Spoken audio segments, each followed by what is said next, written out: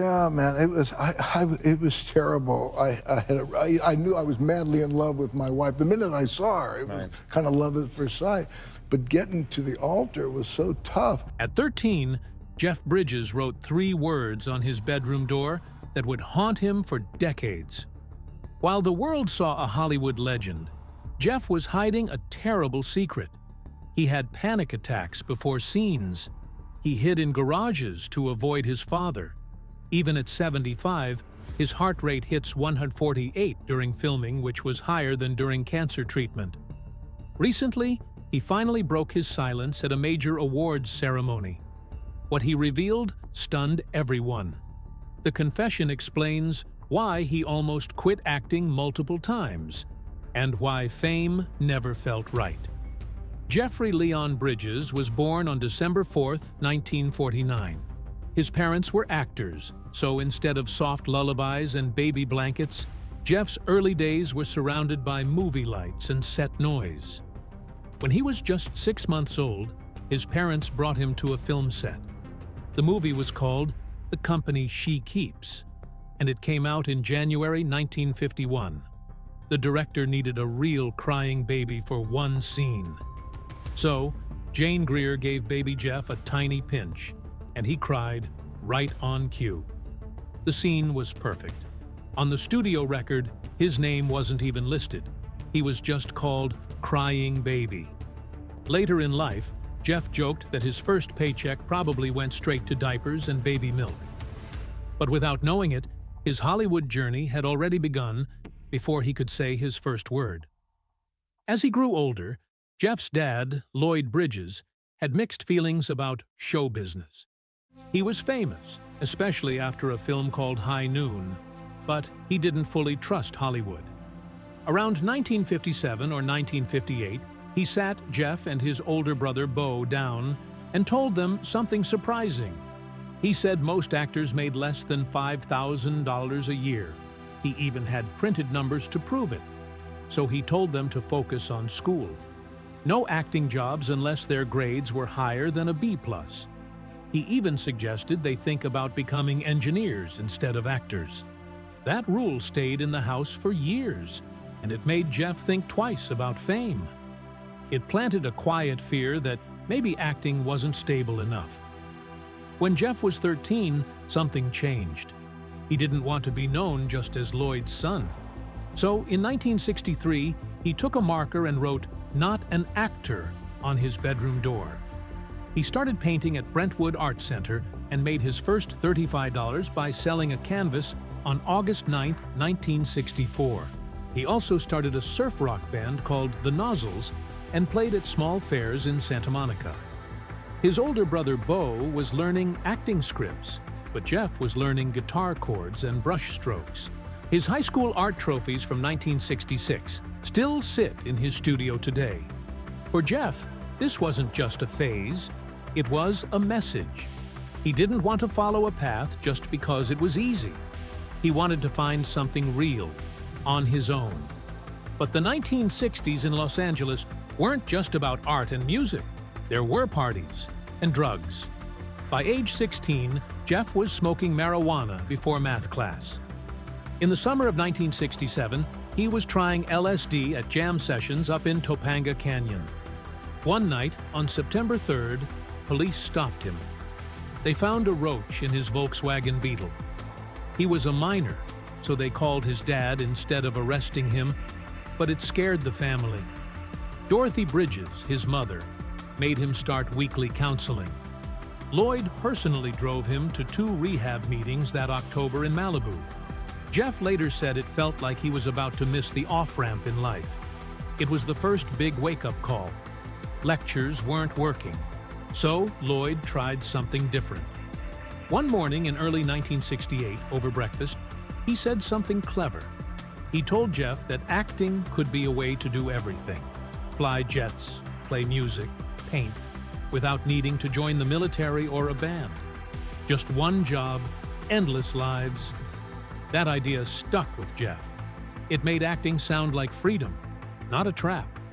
Soon after, Jeff took a small acting role on his dad's show, Sea Hunt.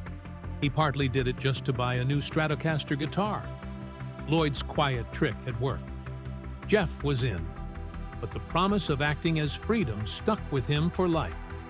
Even so, he didn't rush into Hollywood full-time. On May 12, 1967, at just 17, Jeff walked into a military office and signed up for the Coast Guard Reserve. The commitment lasted 8 years. It kept him out of the Vietnam War, but also slowed down his film career. He worked weekends cleaning rust off buoys and pulling midnight shifts. He later said it was torture. Still, the schedule left him with enough time to act during breaks. That's when he filmed The Last Picture Show in 1971 and Thunderbolt and Lightfoot in 1974. Both got him Oscar nominations. He wore his uniform and chased awards at the same time. In 1975, he finally left the Coast Guard. Coincidentally, that was also the year America ended the draft. Back in 1967, Jeff had also taken a Greyhound bus to New York to study at Herbert Berghoff's studio. The school was known for tough acting lessons, but Jeff didn't care much for that. He was more excited by the music clubs and street art. He brought his panoramic camera and spent time taking photos in subways and talking with musicians and painters. He skipped rehearsals to sneak into open mic nights at Café Wah. He only stayed a few months before returning home, but even that short time gave him a line he could tell his parents whenever they asked if he was serious about acting. Even after earning an Oscar nomination, Jeff almost walked away. In 1972, he bought a Malibu beach place and rented a Venice studio, not to work on movies, but to make music and paint ocean scenes. No record deal, no gallery goal. He just wanted space, a break. He told his dad he might skip the next few movies. Then, suddenly, great roles started showing up. That break didn't last long. By 1973, his talk of quitting worried the whole family. They held a meeting in their Holmby Hills living room. Dorothy, always the center of the family, pulled out a notebook where she tracked all of Jeff's auditions and jobs. Lloyd reminded Jeff how acting could use all of his talents at once. Dorothy added that everyone helped each other, and they needed Jeff to keep rowing with them. A few days later, Jeff said yes to a role in The Iceman Cometh, a film he'd already tried to turn down. The director even visited his art studio to convince him. That small push brought him back to the spotlight. It was the summer of 1975 in Paradise Valley, Montana. Jeff Bridges was 25 and filming a strange little comedy called Rancho Deluxe. One afternoon, he looked up and saw a woman walking through the dining room at the Chico Hot Springs Hotel. She had 2 black eyes and a freshly set nose, but Jeff couldn't stop staring. He kept forgetting his lines. The crew joked about it every time he messed up a take. Between shots, he walked over and asked her to have dinner. She said no. Her name was Susan Geston, an economics student working there to earn some money. She told him, "No, maybe I'll see you around. This is a tiny town." That moment stuck with him. 3 nights later, they danced together at the wrap party. It was awkward, but sweet. They didn't let go. The next morning, they went looking at ranches by the river. Jeff still carries a photo from that day in his wallet. He says it's like a time machine that takes him back to when he knew he'd found the one. In 1976, Paramount cast him in the King Kong remake as Jack Prescott. The budget was $24 million, which made it the most expensive movie ever made at the time. Over $8 million was spent on promotion. They promised huge bonuses if it made more than $60 million worldwide. No one believed it would, but opening weekend brought in $7,023,921 from 974 theaters, the biggest December opening in history. 10 days later, it had already made over $26 million. By the end, it hit about $90 million. That success came with a price. Jeff was locked into interviews, commercials, and contract talks for almost 2 years. He once joked that the giant monkey didn't just grab a girl, it grabbed his bank account and wouldn't let go. Then came 1977. Susan had been by his side through all the chaos. One day she looked at him and said, "I'm going to have children and put down roots, either with you or without you." That hit him hard. It was a Monday. By Wednesday, he was pacing around their Malibu cottage, thinking about whether settling down meant giving up his freedom. He even called his brother Beau in tears. On Thursday, he drove Susan to a windy beach in Zuma. He pulled out a turquoise ring from his jeans and proposed. They got married 5 days later on June 5, 1977. It was a small wedding in a backyard with her Lutheran pastor. Jeff later said that her words saved him, because without them, he might have kept drifting until everything fell apart. But he didn't drift. He remembered Paradise Valley and the way it made him feel. The morning after their first dance, he and Susan had toured an old farmhouse near the Yellowstone River. Jeff said a voice told him, "Don't let this place, or this woman, get away." In 1979, he bought 320 acres outside Livingston. He built a simple cedar cabin with no phone, so studios couldn't reach him. In a New York Times profile from 1977, he admitted to skipping auditions to paint and fish. His agent called it career suicide. Jeff even asked for huge fees on purpose, hoping studios would back off. Instead, they kept sending offers. He said that cabin became his way to breathe. When things got too loud in Hollywood, he'd escape to Montana. He'd fix fences, sit by the river, and disappear for weeks. Still, the pull of family was strong. His dad, Lloyd Bridges, had over 150 credits.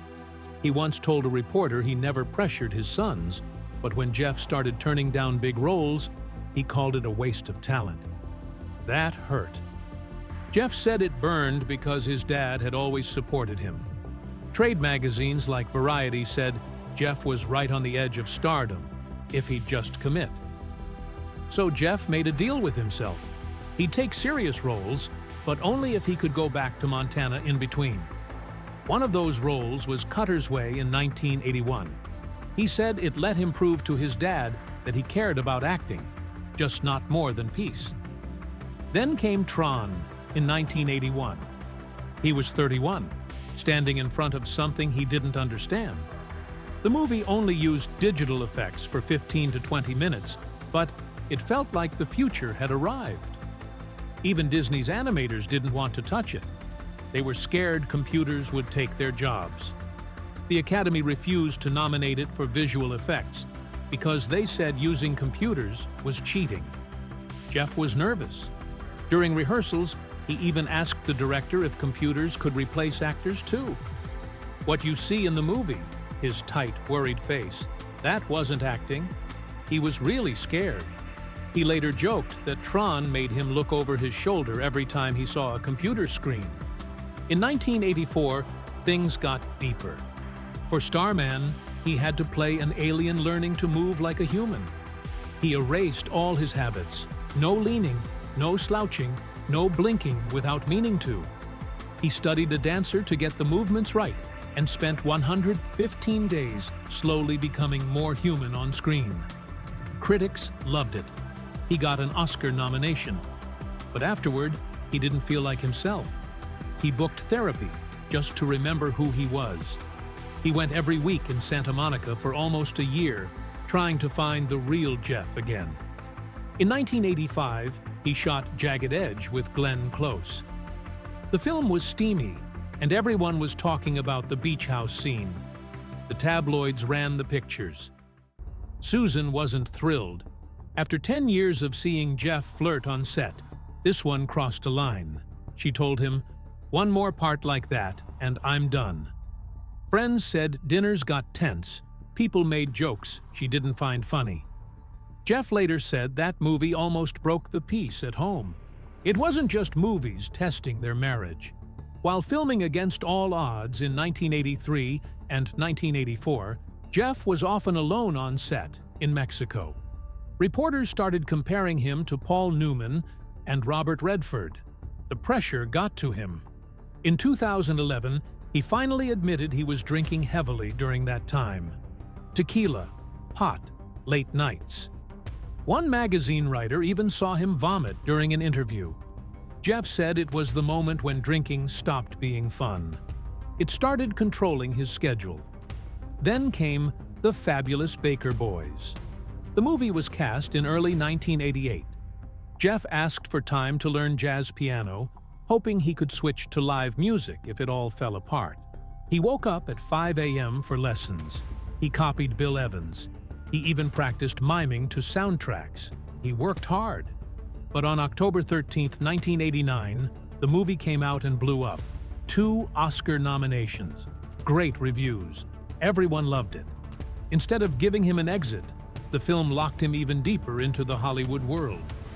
Jeff later laughed and said the piano was his escape plan, but it backfired, one chord at a time.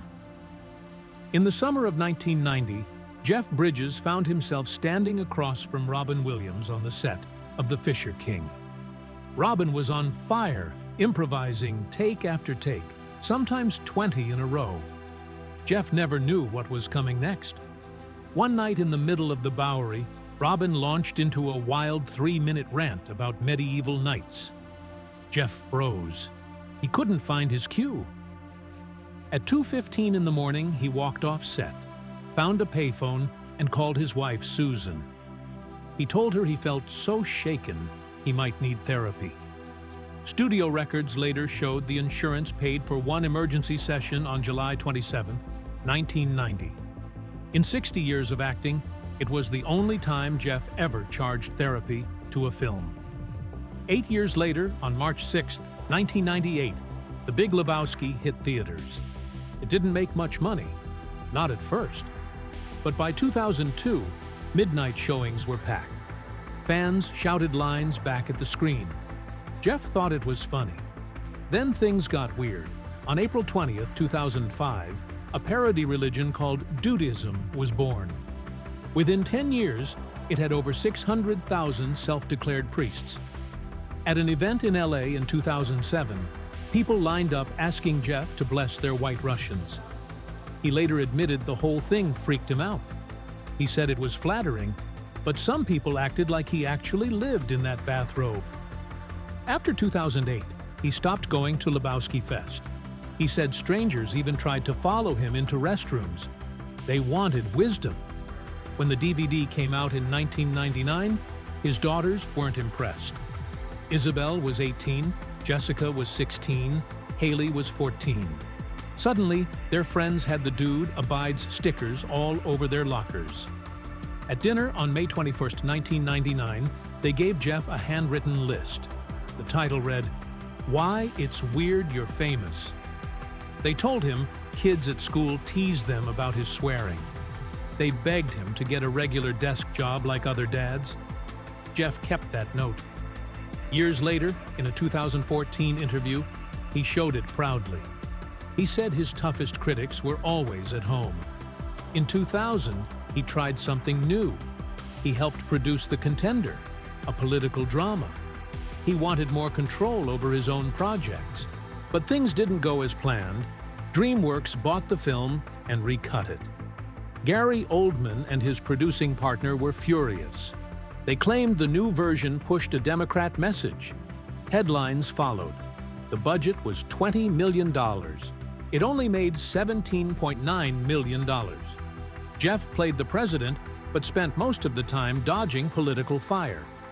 In interviews, he later said the stress nearly killed the fun of acting.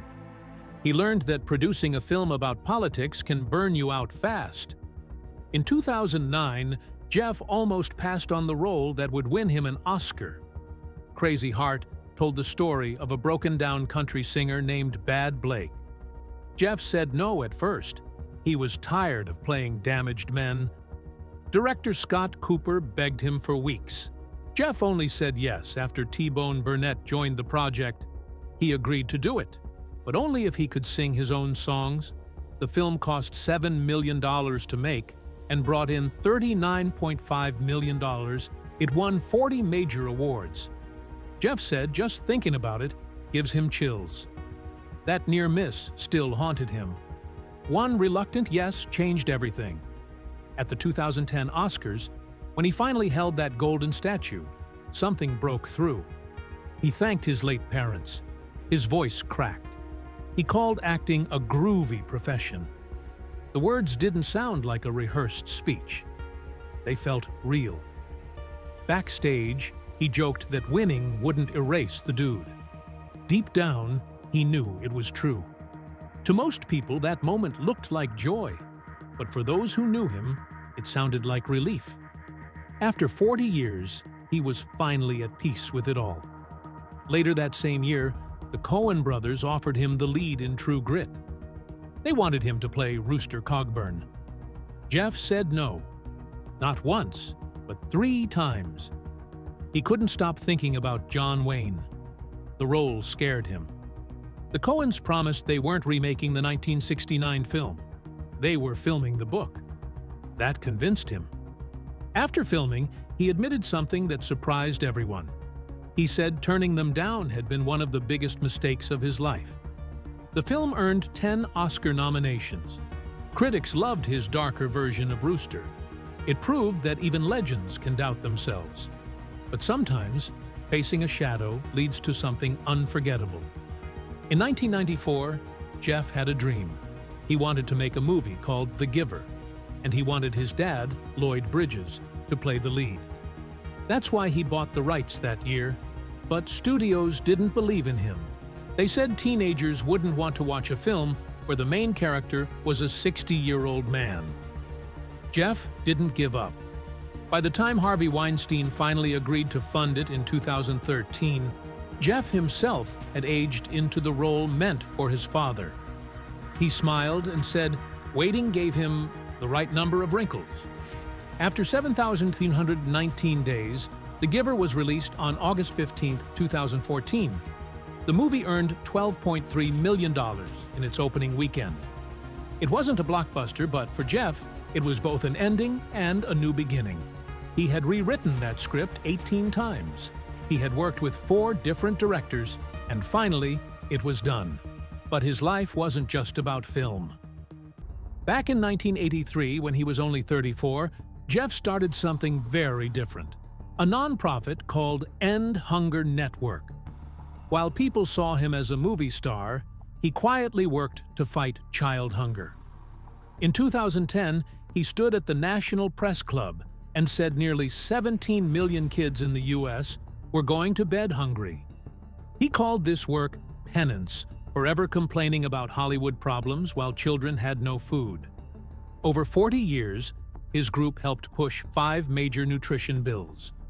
In 2015, he even released an ambient music album called Sleeping Tapes and gave the $80,000 it earned to No Kid Hungry.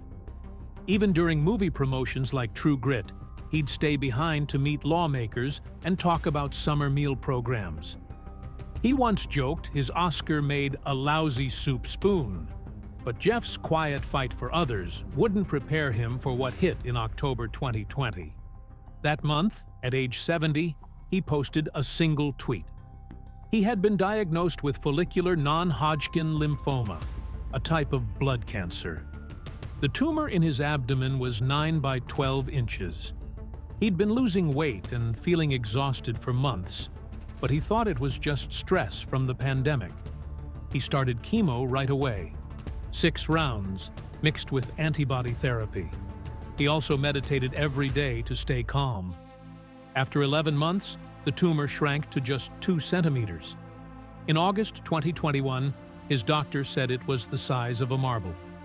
A month later, Jeff announced he was in full clinical remission. To celebrate, he walked a mile without needing his oxygen tank for the first time since treatment began. But during treatment, things got worse. In January 2021, halfway through his 4th chemo round, Jeff got COVID. His immune system was already weak. Within days, his oxygen levels crashed. He was rushed to ICU in Santa Barbara and stayed there 5 weeks. His lungs were so damaged, he could only stand for 45 seconds at a time. Nurses helped him build up little by little, first sitting, then walking 5 feet, then more. He lost 35 pounds and most of his hair. Doctors later said his earlier COVID vaccine may have saved him. He said cancer felt easier than the virus, but it made him realize how thin life's thread really is. While stuck in the COVID ward, Jeff asked a nurse to bring him 2 shoeboxes full of letters. They were from his mom, Dorothy. One night, as he read them alone, he found something that shook him. His parents' marriage, which lasted 58 years, nearly ended in 1969. Lloyd had left to film a Western and filed early divorce papers. Jeff never knew. The letters showed anger, frustration, and finally, a quiet healing that started with a single postcard. Let's try again for the kids. Jeff had been married to Susan for 43 years by then.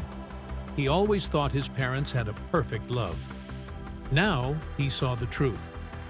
He started talking more openly with Susan about money, fear, and gratitude. He said those letters reset his compass.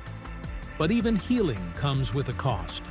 Between chemo, ICU, and oxygen care, Jeff's hospital bills reached over $3 million. He hadn't planned for that. To keep his union health insurance, he needed to work again. So he went back to The Old Man, an FX thriller that had started filming in early 2020 but paused when COVID hit.